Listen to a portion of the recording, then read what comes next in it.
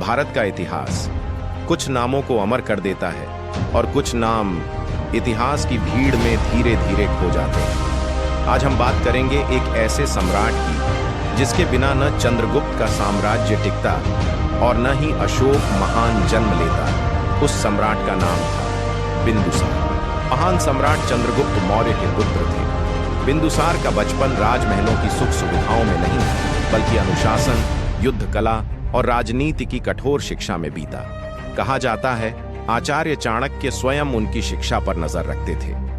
298 ईसा पूर्व चंद्रगुप्त मौर्य ने संन्यास लिया और मौर्य साम्राज्य का सिंहासन अपने पुत्र बिंदुसार को सौंप दिया। उस समय मौर्य साम्राज्य हिमालय से लेकर अफगानिस्तान तक फैला हुआ था। लेकिन बिंदुसार जानते थे साम्राज्य विरासत से नहीं बल्कि लोहे की इच्छा शक्ति से चलता है।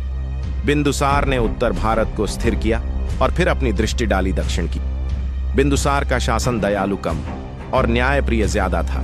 भ्रष्ट अधिकारी कभी माफ नहीं किए जाते थे, लेकिन जनता उनसे डरती भी थी और सम्मान भी करती थी। बिंदुसार केवल युद्ध ही नहीं जानते थे, वे कूटनीति में भी माहिर थे। के कई पुत्र थे, लेकिन दो नाम इतिहास में गूंजते हैं, सुसिम और अशोक। सुसिम राजगद्दी का उत्तराधिकारी और अशोक एक क्रूर पर अत्यंत कुशल प्रशासक। तक्षशिला में अशोक ने विद्रोह को इस तरह से संभाला कि उसकी चर्चा सीधे बिंदुसार तक पहुंची।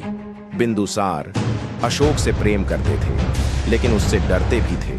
इसलिए उन्होंने अशोक को दूर दराज के प्रांतों में भेजा, शायद परखने के लिए या सिंहासन से दूर रखने के लिए। पर इतिहास जानता है जिसे रोका जाता है वही इतिहास बदलता है। 273 ईसा पूर्व में बिंदुसार बीमार पड़े। कुछ कहते हैं बीमारी से उनकी मृत्यु हुई, कुछ कहते हैं उन्हें विष देकर मार दिया गया था और कुछ इतिहासकार दरबारी षड्यंत्र की ओर इशारा करते हैं। पर सत्य आज भी इतिहास के अंधेरे में है। बिंदुसार की मृत्यु के बाद सत्ता के लिए संघर्ष हुआ और अंततः अशोक सिंहासन पर बैठा।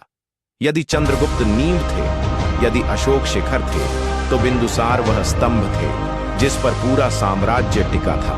इतिहास हमेशा सबसे ज्यादा चमकने वालों को याद रखता है, लेकिन कुछ लोग बिना चमके